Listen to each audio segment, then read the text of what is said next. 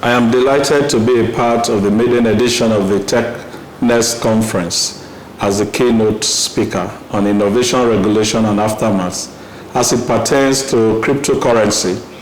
I sincerely thank the organizers of this conference and feel honored to give this address at such a time that Nigeria is about to launch a new National Development Plan 2021 to 2025 and also preparing a long-term perspective plan, Christian Nigeria Agenda 2050.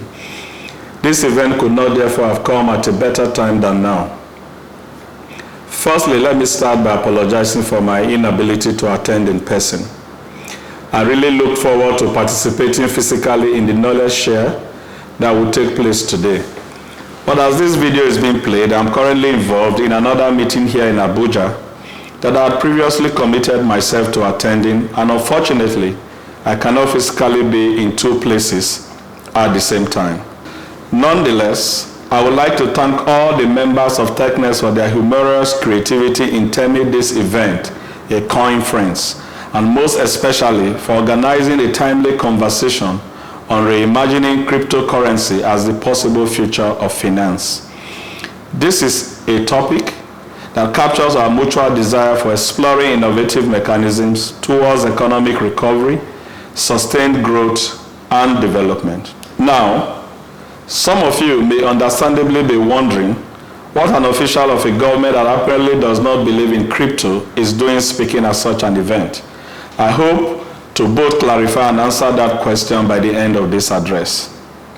Cryptocurrencies, or in a general sense, the blockchain opens up numerous possibilities for optimizations in our current systems across industries. It could be the biggest disruptor in finance and governance the world has ever witnessed, affecting the way we view not just money, but assets alike. For example, in real estate and trade, we can harness the blockchain to create and store all lands in their base unit of a plot as non-fungible tokens, NFTs, empowering us to store and track the historical ownership of land on the blockchain, which allows each plot to be authenticated without the need for third-party verification. Such a solution benefits citizens and government at various levels. Government benefits via the cost saved from committing resources and funding specific MDAs and committees in resolving boundary and land issues. Citizens, on the other hand, in general, benefit from the opportunity costs associated with resolving these issues, and those expending their money to purchase land can do so with utmost confidence of its authenticity and peace of mind that they are not being defrauded by the seller. This is a real issue we face today in Nigeria that hopefully can be solved in the near future by the burgeoning developments in the blockchain space. The ability to track the ownership of assets provides uncountable benefits to citizens and government alike. However, from my perspective, as a minister charged with the responsibility of envisioning our great country, Nigeria, in the next 30 years, I am more interested in the use cases that promote financial inclusivity for all, for example, and also in real estate, the tokenization of assets like buildings. As we all know, in real estate, you have to buy a whole asset at once. What this means is that the person who has 5 million naira to invest cannot own 100 million naira property unless financed at high interest rates, essentially losing out on the investment opportunity. However, by tokenizing the asset, the individual can buy 5 million tokens of the 100 million asset, thus significantly reducing the barrier to ownership and investment. This could be similar to the share system applied in organizations today. The economic benefit such a solution could pose to every Nigerian, especially our citizens with lower net incomes, cannot be understated. However, I am sure nobody at this distinguished event of early adopters requires my explanation on the utility and use cases that cryptocurrencies and the blockchain provide. Rather, I hope so far I've been able to demonstrate that both citizens and governments see the benefits of cryptocurrencies and mutually believe in them. It is crucial for all stakeholders to view each player as a key teammate in forging path towards a healthy crypto space in Nigeria.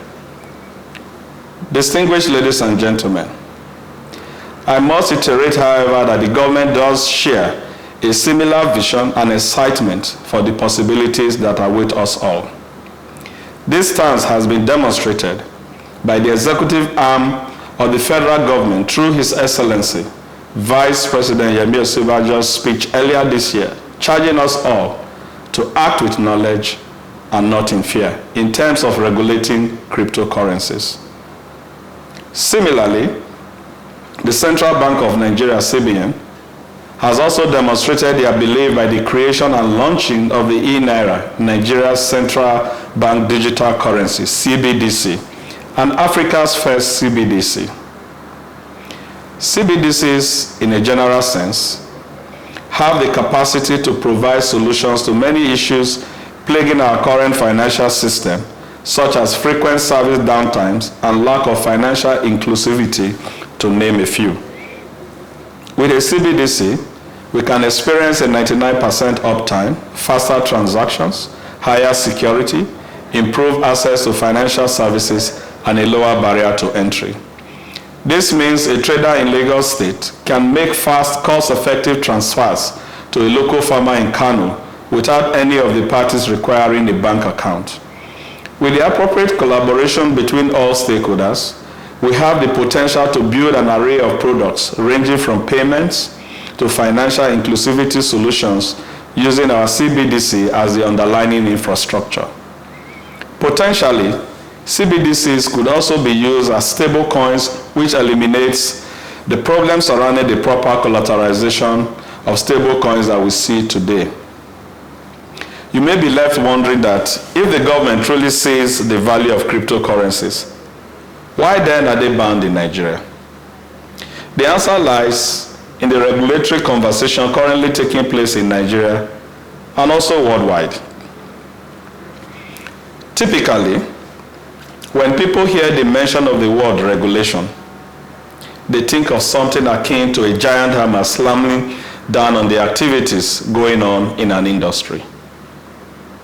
However, I believe it will serve us more to view regulation as the act of tweaking the soil and environment to optimal conditions for growth, tailored towards a specific seed or industry.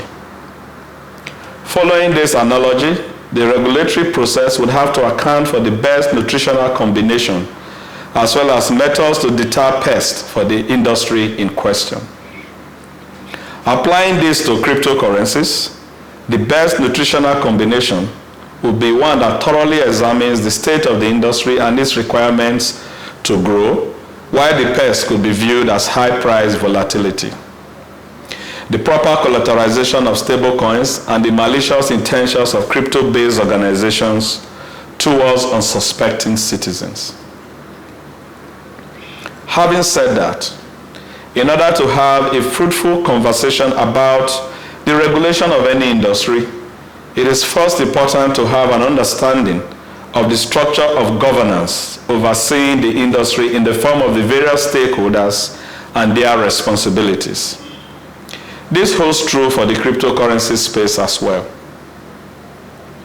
In the cryptocurrency space, the potential governmental stakeholders involved in regulation are the executive, through the Federal Ministry of Finance, Budget and National Planning, and the CBN, a fully autonomous body.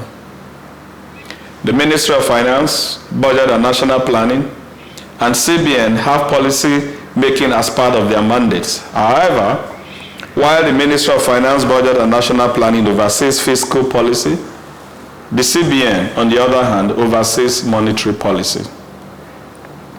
With that understanding comes a major challenge of regulating cryptocurrencies.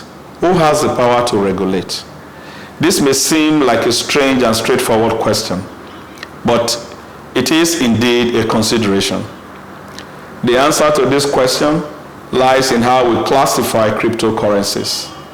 Are they a security as classified by the United States Securities and Exchange Commission, SEC? A property as classified in the United Kingdom, China and Singapore, a currency as classified by the U.S. Treasury or even a commodity as classified by the U.S. Commodity Futures Trading Commission, CFTC. Currently in Nigeria, cryptocurrencies are under the jurisdiction of CBN, as it is believed to fall under monetary policy.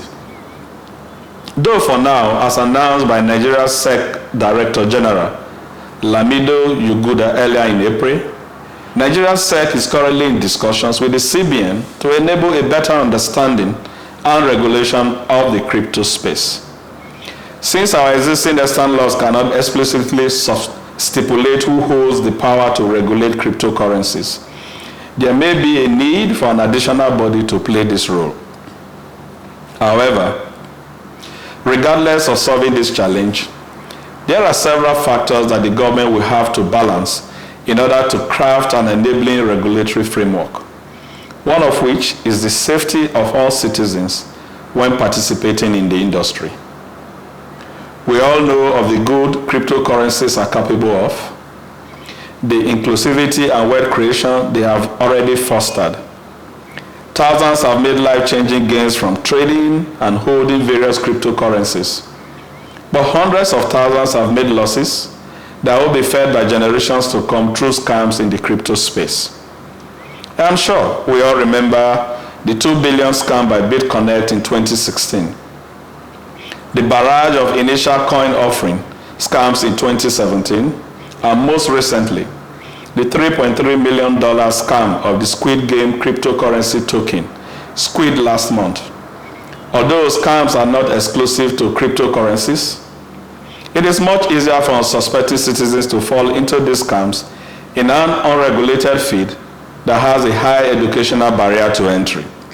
Conceptually, cryptocurrencies, their types such as stablecoins, altcoins, security tokens, value tokens, and these terminologies may be harder to explain to the average Nigerian than stocks or regular trading. Despite this, there is still a larger demography of citizens, educated or not, that fall for various investment scams such as MMM.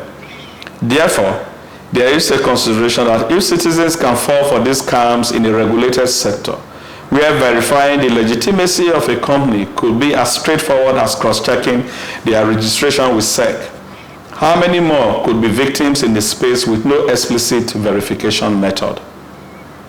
Another factor for consideration is how cryptocurrencies affect the nation's security.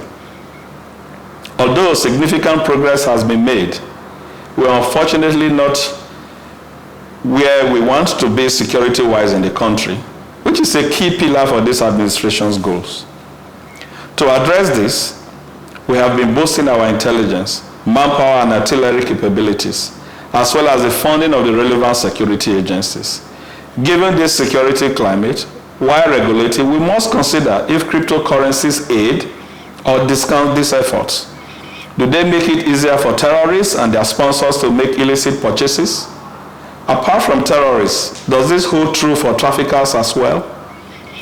This is a situation where a pro could also be a coin. The ease of cross-border payments coupled with the anonymity of cryptocurrency holders could possibly pose significant threats to national security. Before moving on to the next few points, I would like to clarify why I am explaining the various considerations during regulation. To solve a problem, we must first know what the issues are. As I alluded to earlier, every stakeholder in this space must consider the other as a teammate rather than an enemy. And with this being the biggest cryptocurrency event in Africa, as termed by Technext, I see this as the biggest gathering of intelligent cryptocurrency problem solvers in Africa.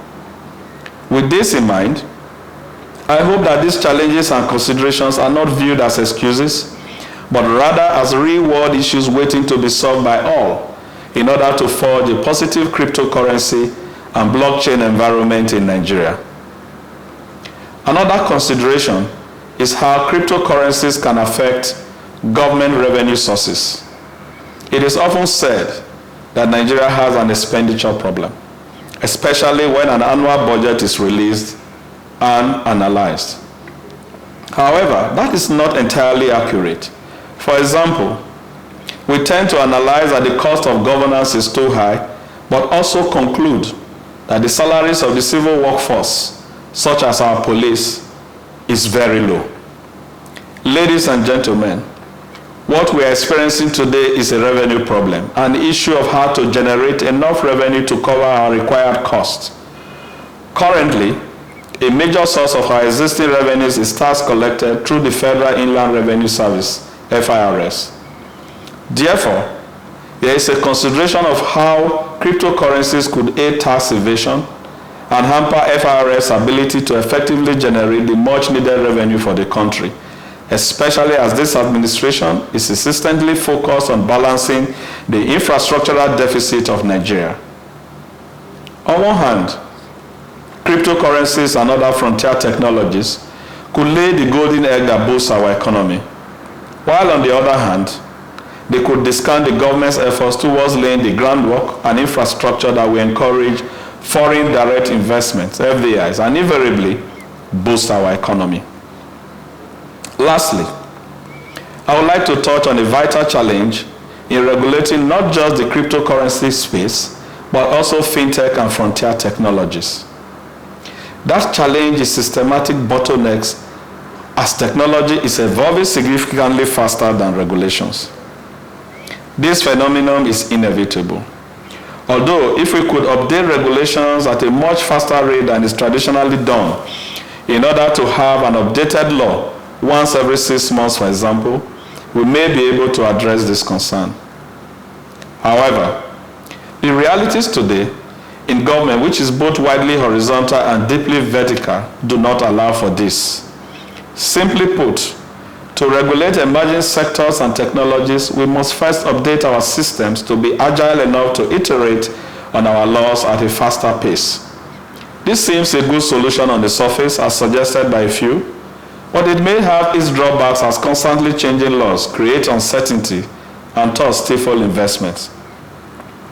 All the challenges and considerations I've put forward to you, our distinguished audience today, are some of the issues we must all collectively solve if we are to turn possibilities into reality.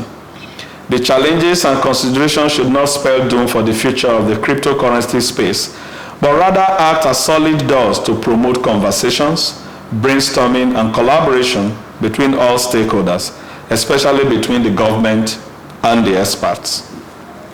With this in mind, let us address what government's plan is for forging a way forward. The first item on the agenda in paving a way forward is education. The fact remains that one cannot regulate what they do not understand.